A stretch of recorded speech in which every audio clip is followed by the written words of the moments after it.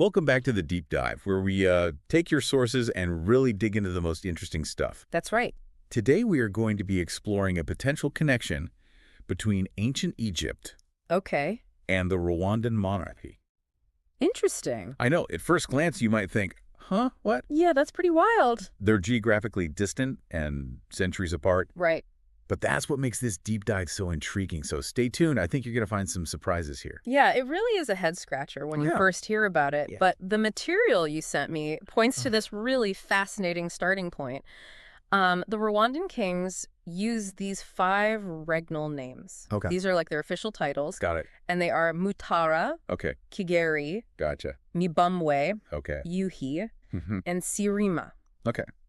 Now, here's the thing. These names don't have any clear meaning Uh-huh. in Kinyarwanda, the local language, Okay. or in any related languages. So Where did they come from? that's the big question. Yeah, so we've got these royal names. Right. Just kind of popping up out of nowhere. Yeah, it's a mystery. So what does the source material say about this? Well, it looks into the possibility Okay. that these names are actually derived from ancient Egyptian royal titles. Ooh. Like, these titles traveled across continents and over millennia, Oh, wow. and they evolved along the way. That would be quite the journey. It would be wild. So how convincing is this evidence of this connection? Well, it really gets into some Yeah. pretty striking phonetic similarities. Okay. So, for example, Mutara Mhm. could have evolved from Sarah, which means son of Ra, Okay. which is a really common title Yeah. for Egyptian pharaohs. And you can kind of hear it, like Yeah. how Sarah over time could morph into Mutara. Totally, you can see that connection. Yeah.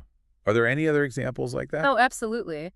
Mbamwe Okay. is phonetically similar to Mary Amunre, Okay. which means beloved of Amunra. And that inscription is actually found Mm-hmm. on a statue of the Kushite pharaoh Taharko. Hold on. A Kushite pharaoh. Yeah. Tell me more about that. So Kush was this powerful kingdom, Okay. and it was located south of Egypt Okay. in Nubia. Gotcha. They had a lot of interaction with Egypt. Sometimes they were allies, sometimes they were rivals. Hmm. And there was even a period where Kushite kings actually ruled over Egypt. People call them the Black Pharaohs. That's incredible. Yeah, I never learned about Kushite pharaohs in school. it's fascinating history. So this inscription linking Mibamwe and Mary Armre Right. was found in Kush. Yes, exactly. Okay. And remember, geographically speaking, Mhm. Kush was located between Egypt Right. and the Great Lakes region, Okay. where Rwanda is. Yeah, yeah. So it really could have been a bridge Ah. for that cultural transmission. Okay, so we've got these really intriguing phonetic links Total. between Rwandan and Egyptian royal names. Right. But is there more to it? That's the question. Yeah. Is it just similar sounds, Mhm. or is there something more? Yeah, yeah. And that's where it gets even more interesting. Okay. Because our source highlights several cultural parallels Right. between ancient Egypt and Rwanda. Right. For example, both cultures held their kings Right. in very high regard. They Mhm. saw them as semi-divine figures. Interesting. Yeah. So both societies had these kings that were just Right. super revered, Yeah, like almost godlike. totally. Okay. Anything else? Yeah, they both used a system of 5 names for their rulers. Really? Yeah. So like a 5-name cycle Yeah. for both Egyptian pharaohs and Rwandan kings. Well, that's right. That's a pretty specific thing to have in common. It is, and it makes you think, It's starting to feel like maybe it's not just a coincidence. Like Yeah. maybe there's actually a link here. yeah, it's pretty compelling. So any other parallels? Well, both cultures placed a huge importance on order. Mhm. They really abhorred chaos. Okay. And even the Rwandan king's totem, the crested crane, has a possible connection to the Bennu bird, which represented the soul of the Egyptian god Ra. Wow. So even the symbolism is similar. It really is remarkable. Okay, so we've got these like tantalizing phonetic similarities. Right. And we've got some pretty convincing Totally. sculptural parallels. Yeah. But how on earth Right. could these ancient Egyptian influences Mhm. have traveled all the way Right. to the Great Lakes region of Africa? That is the question. The Yeah. $1,000,000 question. Yeah. Luckily, our source actually offers up some possible explanations. Okay, I'm all ears. Yeah. What are some of the theories? One compelling possibility is southward migrations from Egypt during periods of instability. Okay. They could have been triggered by things like climate change, foreign conquests, or even internal unrest. So it makes sense that when people migrate, they bring their cultural beliefs Yeah, and practices with them. for sure. But did these migrations Right. have to be these massive movements of people? Mm-hmm. Or could it have been something more gradual? It didn't necessarily have to be a mass exodus. Oh. Even smaller groups Yeah. like traders, explorers, refugees, Mm-hmm. they could have spread cultural influence over time. Just imagine, like Right. a group of artisans settling in a new region, Okay. and they share their skills, Mm-hmm. their stories from their homeland, Right. and over generations. Yeah. Those influences could become deeply embedded. That makes sense. You wouldn't need this huge population shift Right. to bring in these new ideas Exactly. and traditions. Yeah. So migrations are one possibility. Right. What else does the source propose? Well, we can't forget about the Nile River itself. Oh, of course. For centuries, it was like this major artery Right. connecting Egypt to regions further south. It allowed for the movement of people, goods, Yeah. and ideas. It's like a cultural superhighway. It really is. So did the source give any specific examples of how the Nile might have facilitated that kind of transmission? Yeah, it mentions that the Egyptians had these extensive trade networks along the Nile Okay. that reached deep into Africa. Right. And with trade, comes cultural exchange. Yeah. So imagine Egyptian merchants traveling south, interacting with local communities, sharing their stories, their beliefs, Right. even their language. It's easy to imagine that happening Totally. along those bustling riverbanks. Oh, yeah. We often think about trade in terms of goods and services. Right. But it's really about ideas, too. Absolutely. It's all connected. So anything else about how these cultural influences might have spread? Well, we also have to consider the power of oral transmission. Oh. In cultures where writing wasn't widespread, stories, myths, historical accounts, they were passed down through generations by word of mouth. Ah, the power of storytelling. Exactly. We don't always think about Right. how much information and culture can be preserved Mm-hmm. and transmitted that way It's amazing. through spoken narratives. Yeah. It's pretty powerful. Absolutely. And stories have this way of evolving Okay. and adapting as they travel. Yeah. So it's possible Mm-hmm. that those ancient Egyptian stories and traditions Yeah. got woven into the narratives of other cultures, Okay. and they took on new forms Mhm. and meanings along the way. So that makes me wonder, Yeah, if these connections are real, right. how come we haven't heard about them before? That's a great question. Like, why is this the first I'm learning about this potential link Right. between Egypt and Rwanda? That's a really important point, and it touches on some complex issues in how we study history. Okay. Our understanding of the past is Yeah. always evolving. Right. And there's still so much we don't know. Yeah.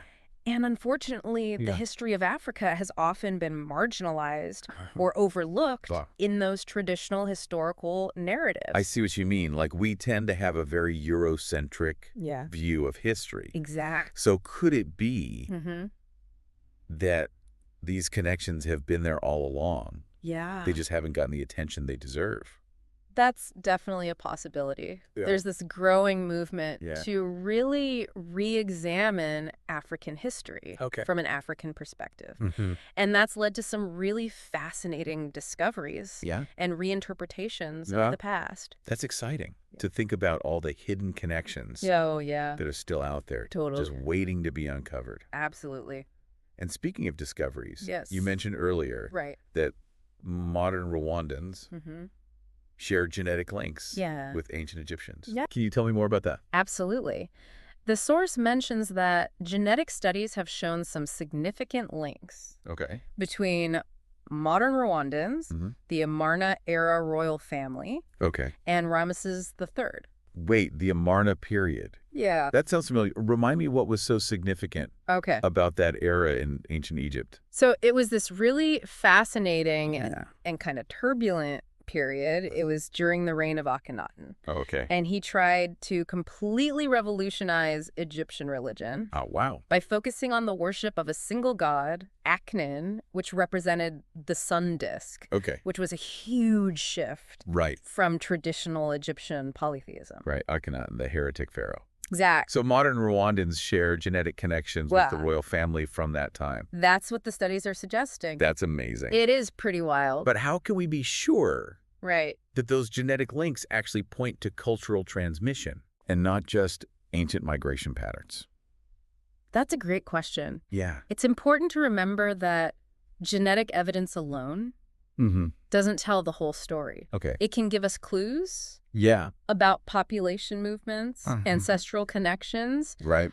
But we need to look at it alongside other evidence. Okay. Like those linguistic similarities. Okay. Archaeological findings. Right. Cultural parallels. So it's like piecing together a puzzle. Exactly. Using all these different pieces of evidence to create a more complete picture. That's a great way to put it. So we've got migrations, the Nile as this conduit for cultural exchange, oral traditions. Yeah. And now we have genetic evidence, too. It's all starting to add up. It's starting to feel like there's a pretty compelling case for a real link here. It's pretty convincing. But as with any historical investigation, of course, we should always be open to new evidence and new interpretations. Of course. Yeah. History is all about challenging assumptions. Exactly. And keeping an open mind. Absolutely. And it's really fascinating to think about how this potential connection between ancient Egypt and Rwanda changes how we understand both of those cultures. It really does. Okay, so we've explored these fascinating connections between ancient Egypt and Rwanda. Right. But I'm curious, does the source material mention any other potential links between ancient Egypt and other parts of Africa? It does. It touches on the work of scholars like Cheikh Anta Diop and Theophile Obenga. Got it. Who've argued for these deeper linguistic connections between ancient Egyptian and different sub-Saharan African languages. Now that you mention it, I think I remember reading about those theories. Yeah. What kind of evidence do they use to back up their arguments? So they point to similarities in vocabulary, grammar, between ancient Egyptian and languages like Wolof, for example, which is spoken in Senegal. Gotcha. They argue that those linguistic connections point to this shared cultural and historical heritage. So they're suggesting that ancient Egyptian might be more closely related to some African languages than people previously thought. Exactly. A controversial theory. It is. But definitely worth exploring. For sure. I'm all for challenging the status quo. You too. It makes me wonder if there are these linguistic links between ancient Egypt and languages spoken thousands of miles away, what other connections might we be missing? That is a great question. Yeah. And that's the beauty of historical exploration. Okay. There's always more to discover. Right. And the more we learn about the interconnectedness of ancient cultures. Right. The more we can appreciate the richness and the complexity of human history. This deep dive has been really eye-opening. I agree. But before we wrap up, there's one more thing I want to touch on. The source material mentions that ancient Egyptian influence in Africa wasn't just a one-way street. Yeah. Can you talk about that a little bit more? It seems like we often focus on how Egypt influenced other cultures. But what about the other way around? You're absolutely right. Yeah. Cultural exchange is rarely a one-way street. The source points out that Egypt itself was influenced by other African cultures, including those in sub-Saharan Africa. For example, there's evidence that Egyptians adopted certain agricultural practices and musical instruments from regions further south. That makes sense. If you have trade and interaction, it's natural that ideas and practices would flow in both directions. Exactly. It's a two-way street. Yeah.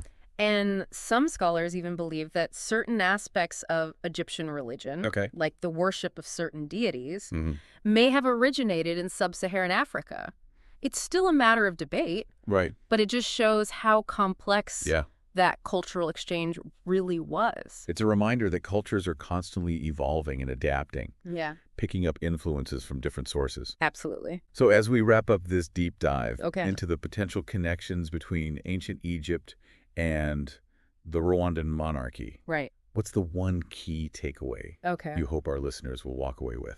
You know, I think the most important takeaway for me is that cultural influences can travel vast distances. Yeah. And they can endure for millennia. Right. It's incredible. It speaks to the interconnectedness of human societies and the power of cultural exchange to shape history.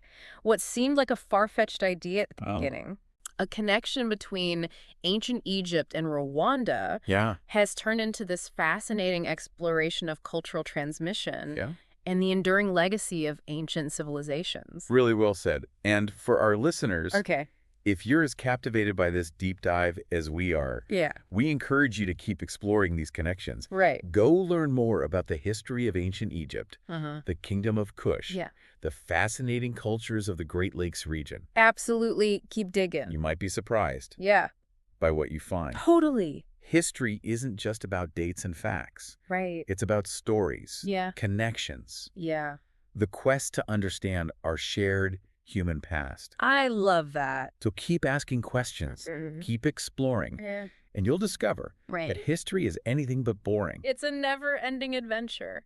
Couldn't have said it better myself. Thanks for joining us on this incredible journey. If you enjoyed this deep dive into the fascinating connection between ancient Egypt and Rwanda, be sure to check out our daily episodes for more fascinating explorations. And if you're looking to dive even deeper into history and explore your own potential, visit www.ultimatemasters.org/coaching or send us a message on WhatsApp at +256 771 324 119 for more information. Don't forget to share this episode with your friends and family who might be interested in this amazing connection. Until next time, keep exploring.